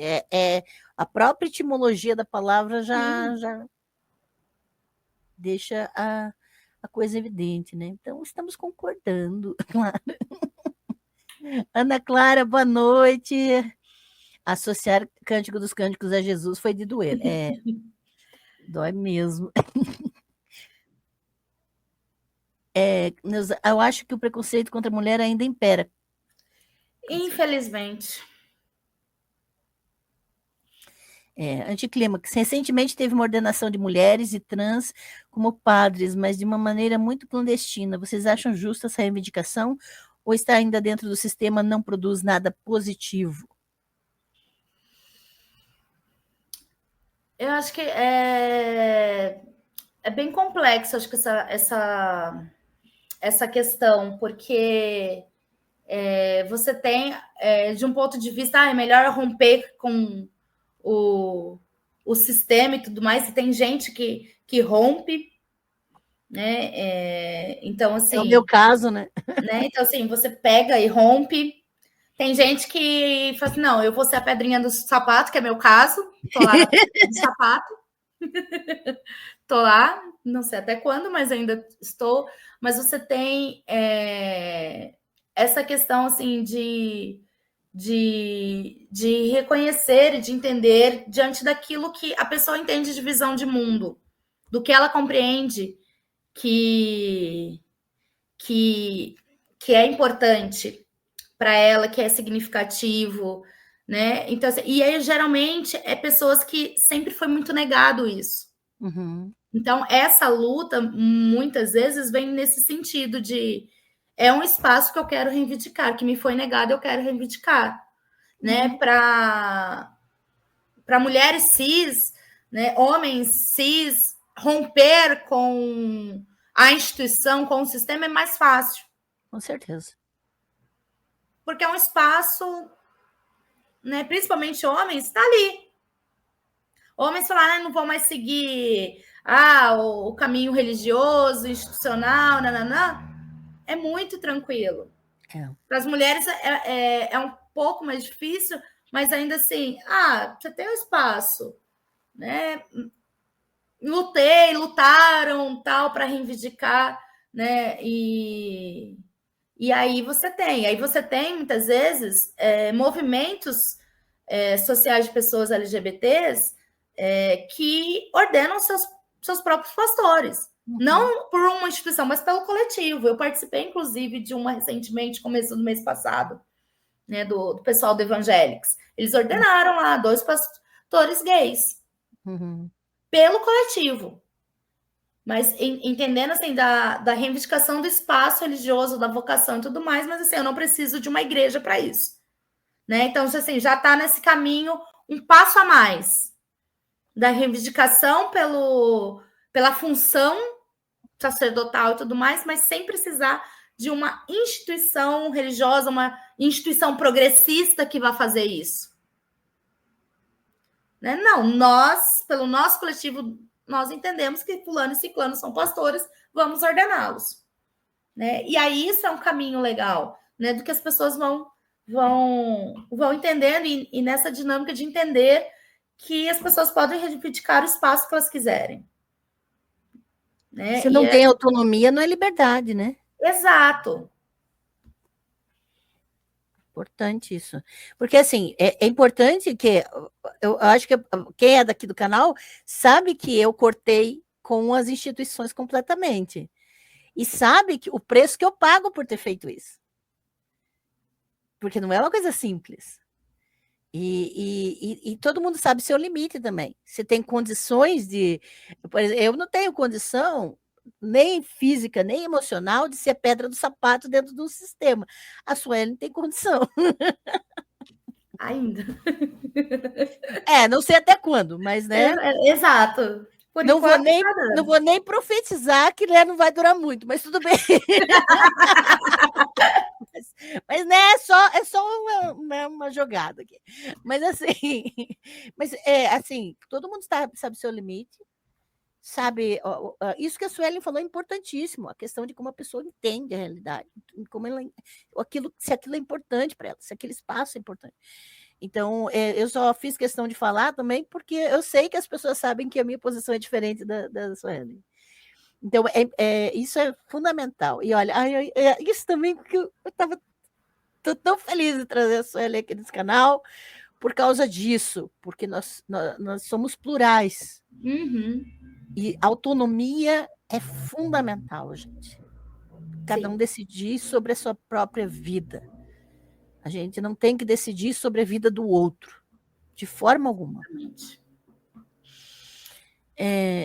Não, imagine se eu quisesse mandar, de acordo com a minha consciência, mandar na vida da Sueli. Isso não faz sentido nenhum. Isso não é autonomia, isso não é feminismo, isso não é nada. Nada. Isso é importante. Tá. A Cláudia, quiseram pulverizar a deusa, mas vocês a tornaram fênix. Ela voltou para nós. Adorei! Obrigada, Cláudia. Rui, o coletivo evangélico é interessante. Legal. Tiago Faria Mello, achei legal a respeito, porque sei que vocês divergem nesse ponto e estão conversando numa live. Isso é ciência, isso é feminismo, isso é... A gente justamente isso, a ciência para discutir, para debater, e feminismo é isso, é plural, é entender as mulheridades, né? Esse é um termo que a gente usa muito na IG, porque eu faço parte do coletivo que é Evangélicas pela Igualdade de Gênero, e que a gente não tem só mulheres evangélicas, a gente tem mulheres espíritas e tem algumas que não têm religião nenhuma. Uhum. Mas que entendem que é importante a gente fazer esse recorte religioso para lidar com as mulheres que estão lá com o texto bíblico, dizendo que tem que ser submissa, que tem que ser a sábia, que é dificular, né? Então, assim, e a gente trabalha muito com essa questão, assim, mulheridades, porque somos todas diferentes, né? Há uma pluralidade, há uma diversidade enorme na questão do ser pessoa. Então, assim, não dá para querer pautar o negócio em uma receitinha de bolo e dizer, olha, essa é a nossa pauta. Pensamos assim, vocês vivam assado. A gente não é guru de ninguém, não. Exato. Né? E essa questão que você trouxe, né, Angela, a questão da autonomia. A gente não dá para perder a autonomia. Qualquer coisa que vá tirar a autonomia, tá errado, repensa isso aí. Repensa isso aí. Com certeza. Onde Clímax, obrigado pela resposta. Salve, Shaolin! Ó, Shaolin, leva a Suelen para o seu canal aqui, ó. Pesquisadora maravilhosa. Né? Tem tanto homem falando aí nesses canais, chama a mulherada pesquisadora aí que, ó, vale a pena. Isso mesmo. Amassando, escarpando a cabeça do patriarcado. Adorei. A gente tinha o joelho que aguentava usar, já. A gente tinha joelho que aguentava usar, né? Agora sim a gente bota um saltinho quadrado que dá certo também. Um chinelinho básico, exato. E ó, já repararam que nós duas temos o Baby Yoda aí também, os Yodas da vida. Sim, o Grogu ali, lindinho. Estamos juntas até nisso, né? A gente foi de Supernatural, tem Grogu aqui, adora cheirar. Aqui, ó. Minha foto 5 eu vou atualizar amanhã. Olá! Ah, que inveja! Que inveja! E a gente tem muito mais em comum do que coisas que são divergentes. A gente caminha juntas. E ciência é isso, gente. Se a gente não está competindo, a gente constrói juntas, ninguém é dono da verdade, a gente põe nosso tijolinho ali e vai construindo. Isso, e vai se somando, porque os nossos recortes foram diferentes. Né? Então, assim, e aí você vai somando a pesquisa, você vai ampliando, você vai trazendo à tona, trazendo à memória, né? E dizendo, olha, gente, para que vocês estão olhando tudo errado.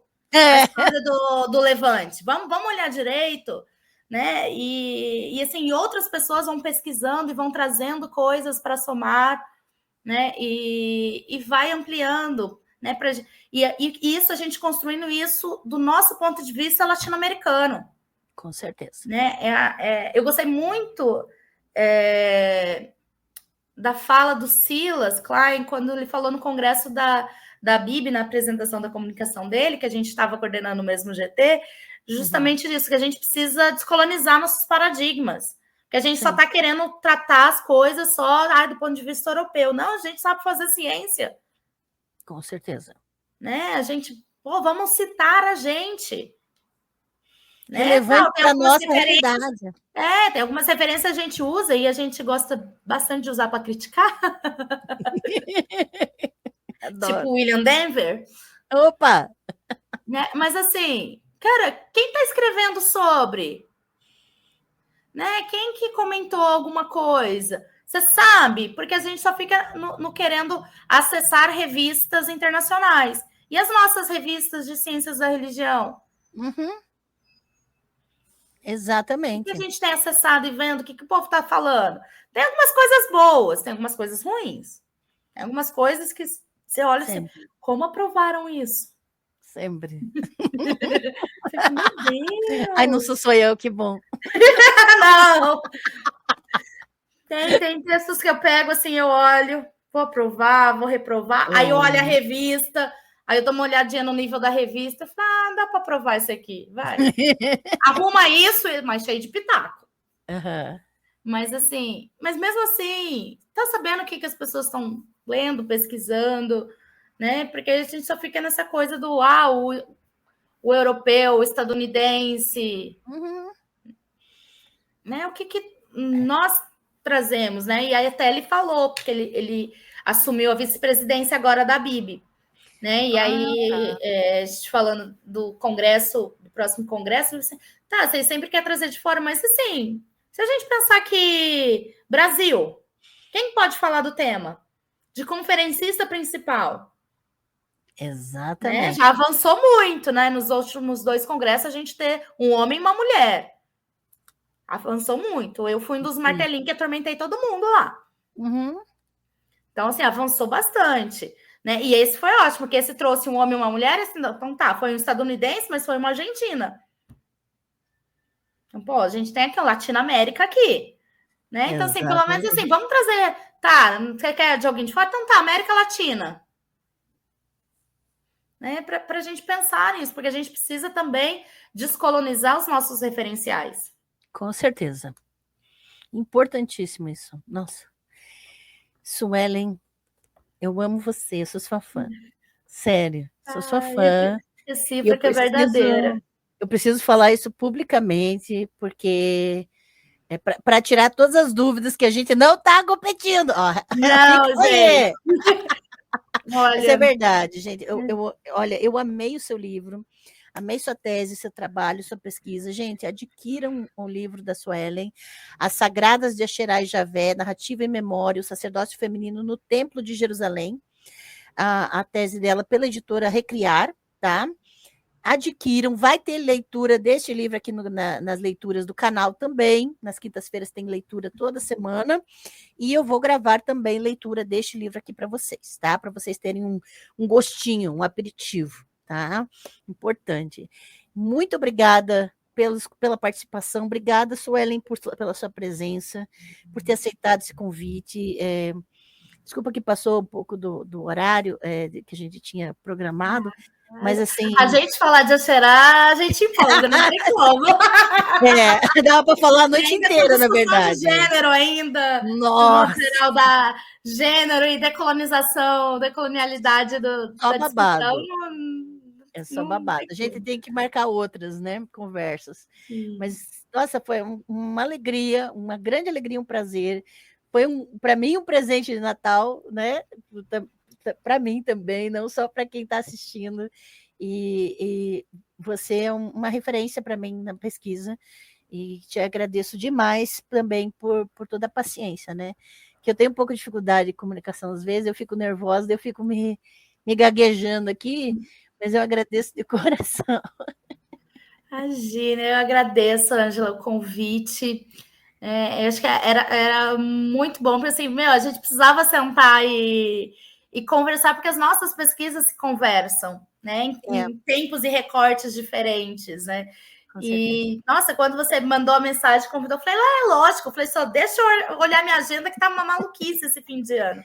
Né? Mas eu falei, não, vamos lá. Não, esse dia dá, isso é muito bom estar aqui, né? Agradeço a todas as pessoas que estão aqui nos assistindo, comentando, tudo mais. Gente, foi muito bom a gente poder falar e a gente empolga mesmo, né? Porque a gente não pesquisa coisa que a gente não gosta. Verdade. Porque ninguém dá conta do processo de doutorado se não gostar do tema de pesquisa. Gostando já é difícil. Verdade. Imagina se não fosse algo que te motivasse, que te trouxesse, e assim, e isso vai transformando a gente. Né? Eu vejo quanto modo de pensar, a mente, muitas coisas abriu porque a gente vai pesquisando e a pesquisa tem que fazer isso. Não dá para você pesquisar e seguir uma proforma do que você precisa apresentar, mas a cabeça continuar a mesma. Então, assim, não pesquisou. Escreveu sobre. Mas não pesquisou. Né? Então, assim, foi muito bom. Ângela, obrigada mesmo, de coração, pelo convite. Né? A gente tá aqui conversar e dialogar, assim, foi maravilhoso, que eu nem vi a hora passar. Também não vi, guria. Quando eu olhei, eu me assustei, na verdade.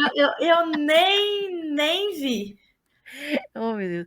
A Raquel ainda colocou a mente europeia ou colonizada é muito cartesiana, difícil discutir coisas fora do paradigma da ciência eurocêntrica. E olha só, o Rui, a Suelen é a referência. Tiago Faria Mello, excelente aula. Anticlímax, valeu demais. Boa noite, Raquel Jeová. Saudações terráqueas para Raquel, que sempre chega aqui maravilhosa. Neuza Castanho, valeu, gurias, gratidão. E olha, muito obrigada também ao Espaço das Deusas, que patrocinou essa live. A gente pode remunerar os convidados de forma a valorizar, por isso eu sempre digo, valorizem as pesquisadoras, valorizem quem está trabalhando e que tem o seu tempo para compartilhar seu trabalho, porque pesquisa é trabalho, gente, tá? Então, é muito importante que a gente também tenha essa consciência. E aqui no canal é um espaço de apoio mútuo, então os membros do canal colaboram, a gente traz convidados maravilhosos como a Suelen, e a gente vai construindo um espaço de conhecimento acessível para todas as pessoas. É o meu sonho esse canal, gente. Eu fico muito feliz porque vocês estão junto nesse sonho, tá? Obrigada, gente. Um grande abraço, então. E a gente se vê na sexta-feira com live sobre sacrifício de sangue no texto de Colossenses.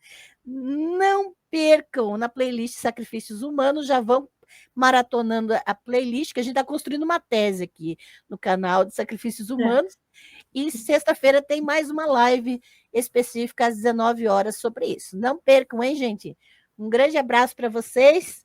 E a Suelen pode dar suas últimas palavras e fique à vontade. Grande abraço, pessoal.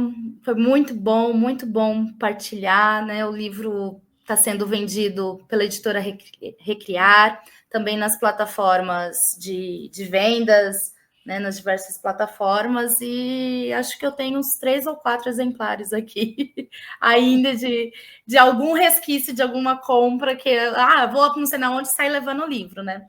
Então, se alguém quiser, pode me chamar lá no Instagram também. Né? E aí a gente combina tudo certinho. Então, que aí vem com autógrafo, né? Na editora não vem com autógrafo. A vantagem. A vantagem. Mas assim, gente, muito bom estar aqui com vocês, muito boas perguntas, as discussões, né? Um grande beijo, né? Um bom resto de semana aí. Um abraço e obrigada novamente, Ângela. O convite estar aqui foi maravilhoso. Ai, que delícia. Beijo para todo mundo aí. Até a próxima, pessoal. Tchau. Tchau.